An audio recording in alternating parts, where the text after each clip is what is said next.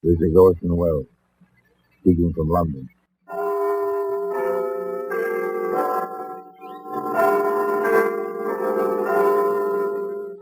The Black Museum, a repository of death, a repertorium of violence. Here in the grim stone structure on the Thames, which houses Scotland Yard, is a warehouse of homicide, where everyday objects, a briefcase, a medicine bottle, a carpenter's rule, all are touched by murder.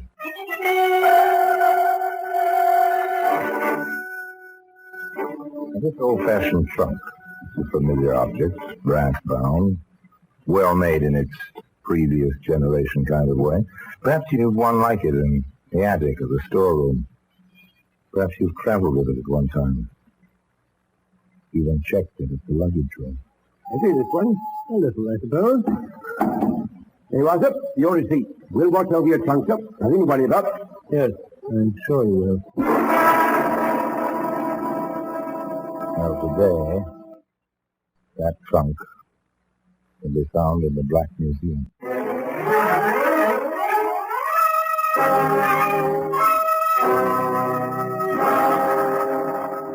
From the annals of the Criminal Investigation Department of the London Police, we bring you the dramatic stories of the crimes recorded by the objects in Scotland Yard's Gallery of Death, the Black Museum.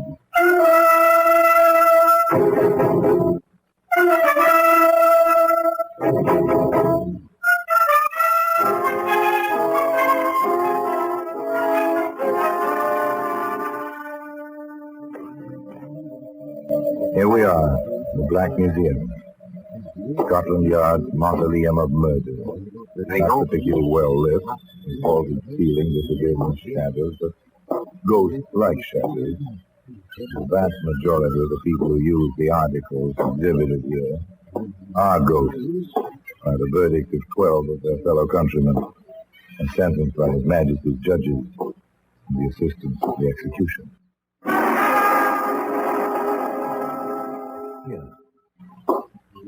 Here lies death, all along the walls, on the tables, even on the floor.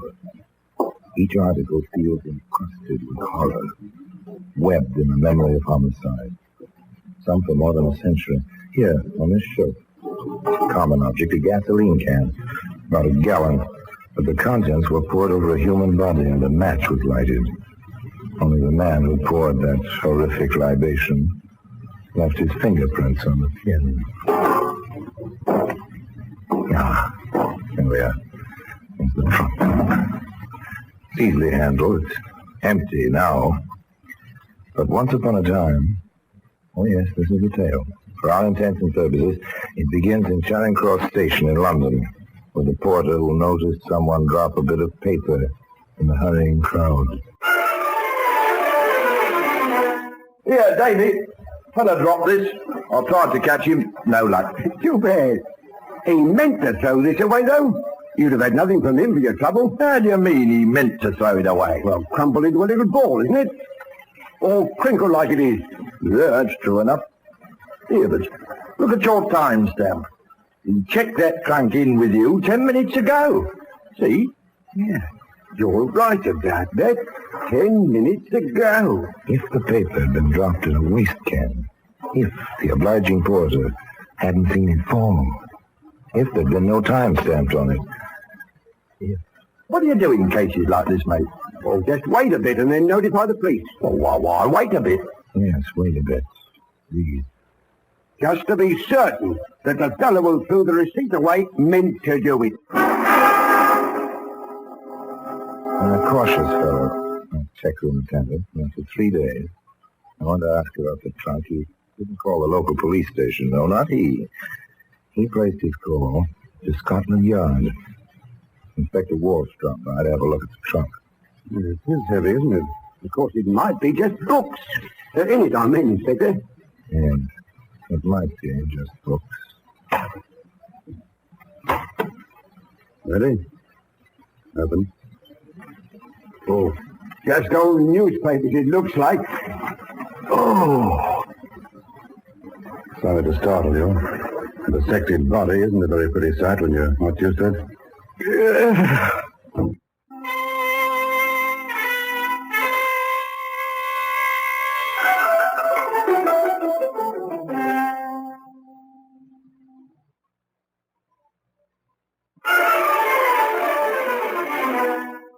The trunk was removed to Scotland Yard. Its contents, once human, were turned over to the yard pathologist. The remainder of the contents were left in the possession of Inspector Walsh. We're in for it, Sergeant. Again. Body, unidentified. Trunk, unidentified.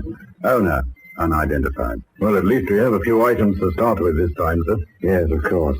Some old newspapers, torn, stained, and so on. An old smock, stained in the same way. Some scraps of clothing. And the trunk. Well, where do we begin, sir? Save the papers, have the clothing laundered after the stains have been analyzed, then check the laundry marks. On the trunk itself, write up a description of it. Then start the local police into every second-hand dealer and luggage shop and pawn shop in London. Someone, somewhere may remember it. After all, it is a trifle large, you know, and it had to be brought to the station. Circulate the description through all the means of transportation. Taxicabs, buses, vans, you know, Sergeant. Routine, we've been through all this before. Routine. Start with a few scraps of clothing, some poor human flesh, a brass-bound trunk. Cast the nets. See what it catches. Throw out the line, see where they lead. One line led to a second-hand dealer in Brixton. I remembered it as soon as I saw the write-up, Inspector. Picked it up in an odd lot some time ago. Good of you to come in, sir. You're certain it's the same trunk you sold? Yes, sir. Funny about that label, though. Oh? Yes, sir. That's a fresh label. The one I saw on it was old, dirty. Oh. F. Matson, St. Leonard's. Let's see now.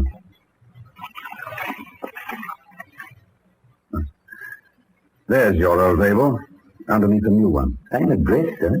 Yes, but the old one was spelled correctly. Notice? Leonard's. Leonards. The new one is Leonard's. Lenards. No O. Stands to reason the fellow who bought it didn't live in St. Leonard's. He'd know how to spell it if he lived there. No, that's probably correct. Remember what he looked like? The fellow who bought it? Husky, rather. Well-dressed. Very blondish. Straw hair, blue eyes. Almost white eyebrows. I noticed particularly his eyebrows. I knew a girl once with eyebrows like that. Very whitish. Interesting. Yes, interesting. Description of a man. But the man who killed a woman in the trunk? That was one of many questions. Among them, of course, who was the woman in the trunk? We've traced the laundry marks on the clothing, Inspector. Family named Hilton in Shepherd's Bush. Mrs. Hilton came to Scotland Yard. We're very sorry to have to ask you to do this, Mrs. Hilton, but you may be able to help us. So this is what a morgue looks like, Inspector. Yes, more antiseptic than anything else. We'll make this as easy as possible. She's in here.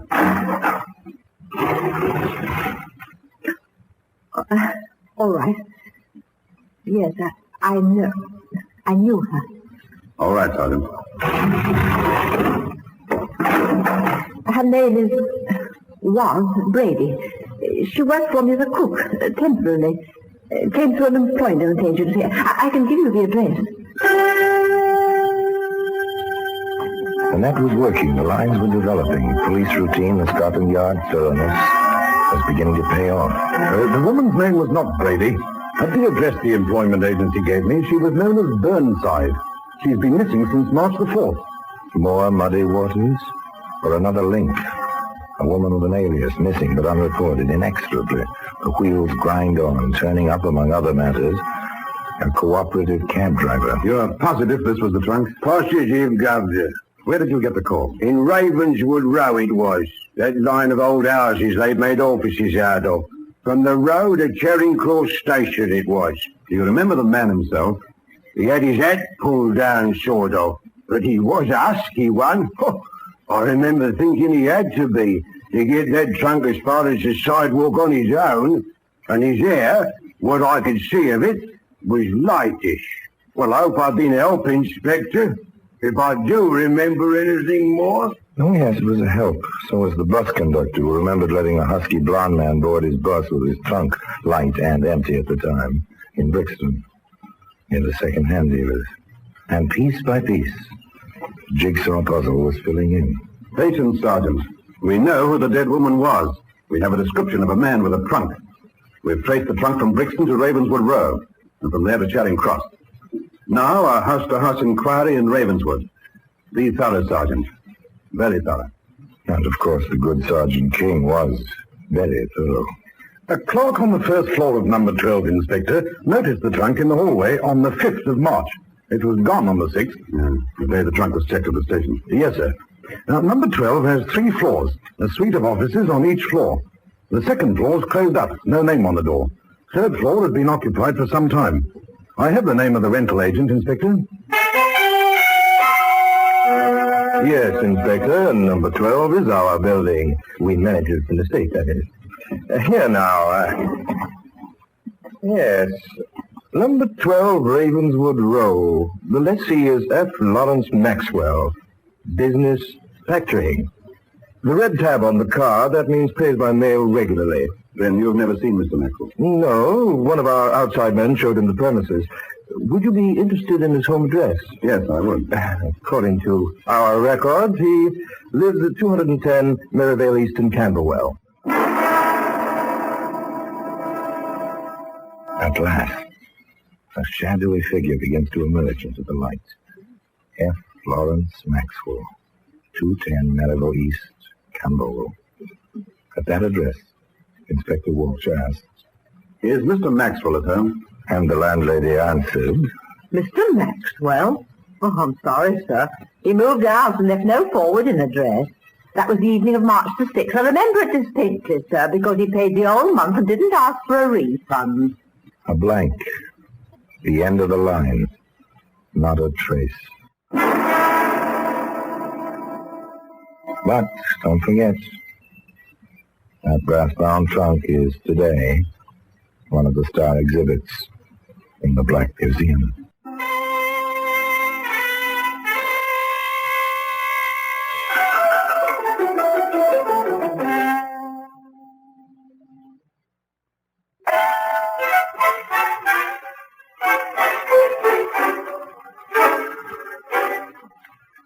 The net so painstakingly woven, the lines so carefully cast, all led to nothing.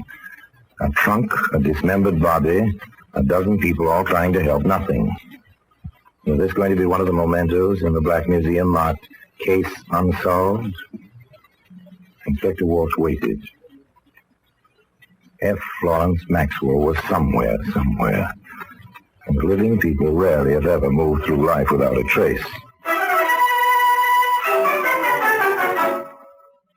My, you gentlemen came all the way from Camberwell in a hurry. We went through a red light or two, I dare say. Didn't we, Sergeant? We did that, sir. This letter you telephoned about, ma'am. All right here, Inspector. Kept it careful. Always try to help the authorities when I can.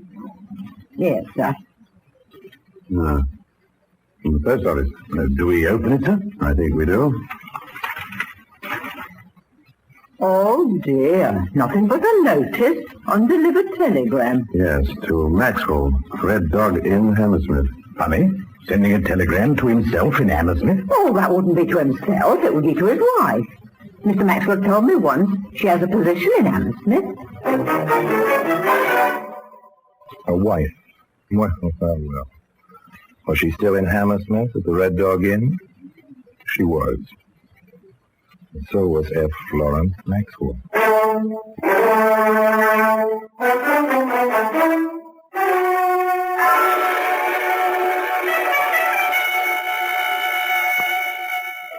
I'll be glad to help in any way I can, Inspector. Any further details of your movements on March the 6th? To the best of your recollection, that is? No, I'm sorry. I may have left out a detail or two. It was a sudden decision. I mean, to give up the office. The business fell off to the point where an office was a needless expense. As I rented on a month-to-month basis, well, I just gave it up. I do remember noticing the old trunk in the hallway, though.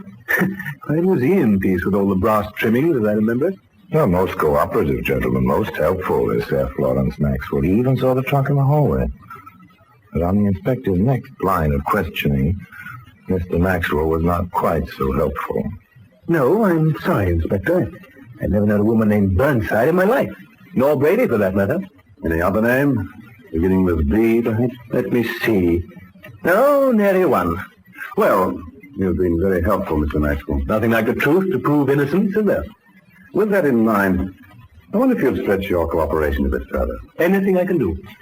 We have 2 witnesses who saw the man with a trunk closely enough to attempt identification. Both of them described a man of your coloring. I wonder if you'd let them have a look at you. Well, I'd rather not be identified by mistake, Inspector. I understand that. Isn't it usual to have several men of similar appearance present? I mean, I've seen such things in the cinema. Of course. In view of your willingness to assist us, we'll be glad to oblige you on that score.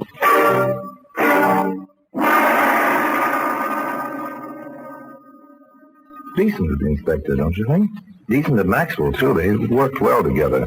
And within a few hours, Maxwell stood in a line of 5 men, all of them approximately his build and blondness. Maxwell was second from the left. The taxi driver entered the room. I'm none too certain, Inspector. My man had his hat pulled down. If it were any of these, I'd say he was the middle one, sir. Then the second-hand dealer entered the room. I wouldn't want to make trouble for the wrong man, Inspector. Of course not. Now look him over carefully now. I'd say, yes, the fellow on the extreme right. Thank you. Sorry to have taken you from your business this time of day. And thank you, gentlemen. Will you want me for anything else, Inspector? Thank you, no, Mr. Maxwell, not for the present.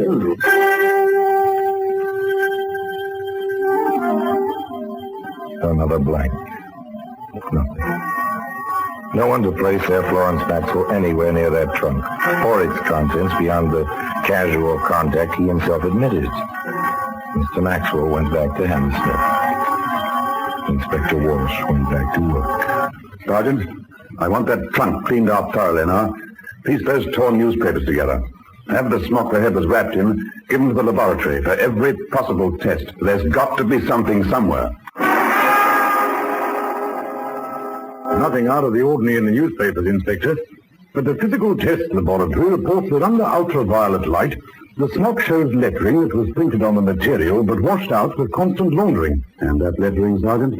Red Dog Inn, Hammersmith. Now, Sergeant, all we have to do is to connect that Brady Burnside woman with number 12 Ravenswood Row, second floor. Let's go, Sergeant. I've had a search warrant ready for a week.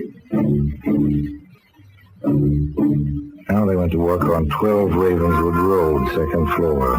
Nice. Board by board, the flooring was taken out. The old-fashioned tin ceiling was taken down. The desks and chairs were taken apart. Paneling was removed. Plaster walls sounded.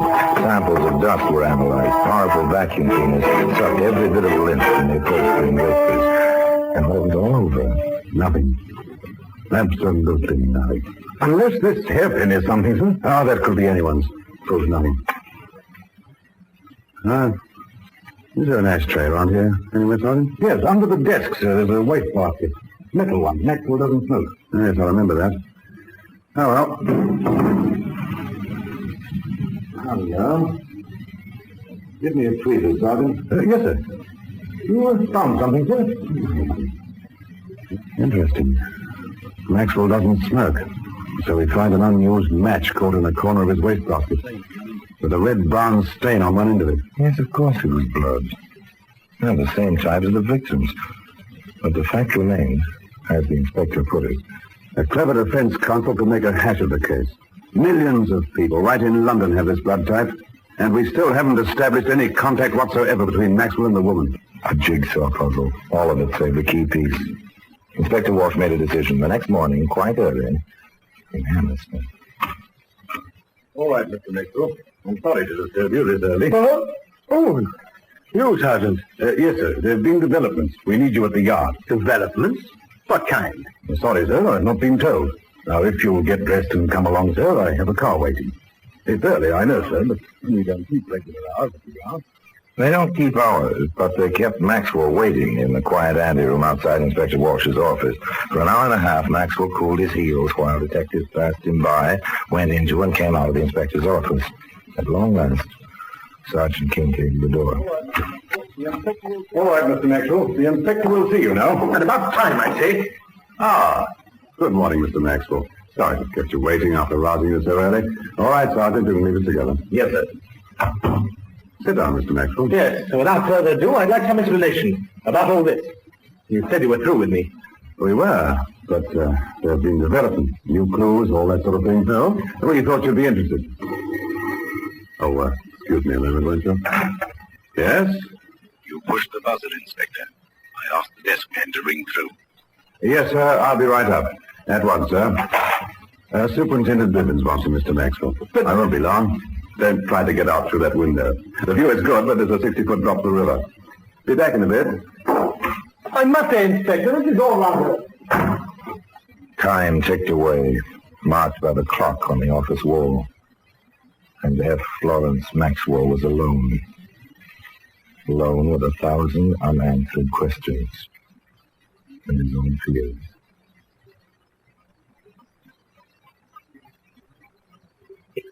It's ridiculous. Absolutely ridiculous.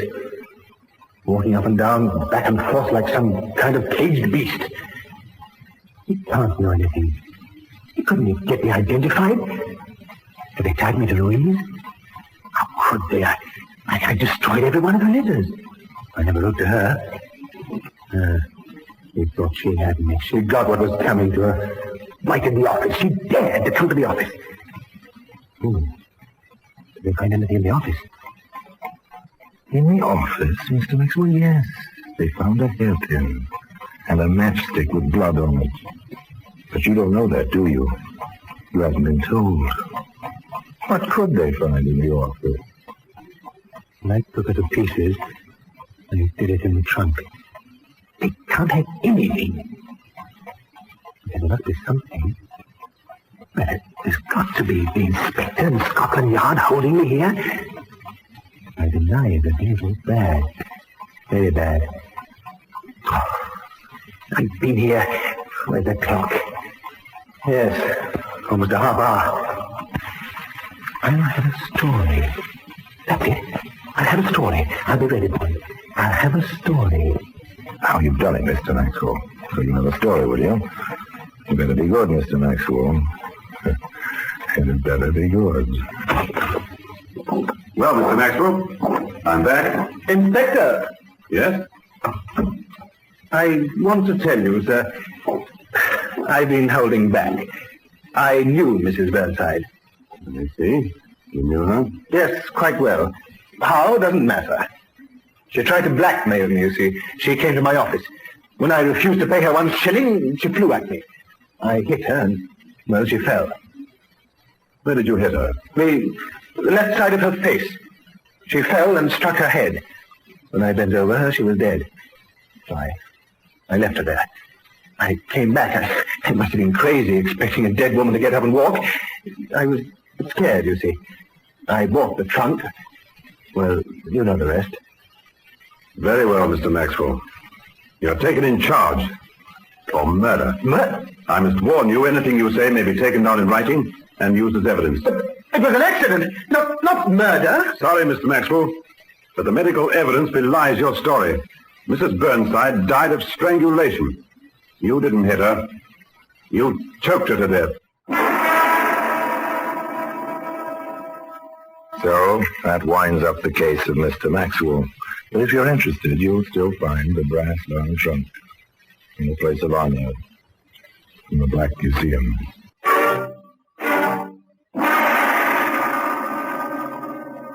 Orson Welles will be back with you in just a moment. In the end, it was just routine, wasn't it? Methodical, hard-working routine based on experience, and plus just the touch of imagination a good policeman must always have. The trap was sprung in Wadsworth Prison, and the story ended 3 weeks later in the usual manner, at the customary time. 8 o'clock in the morning with the customary payment to the hangman.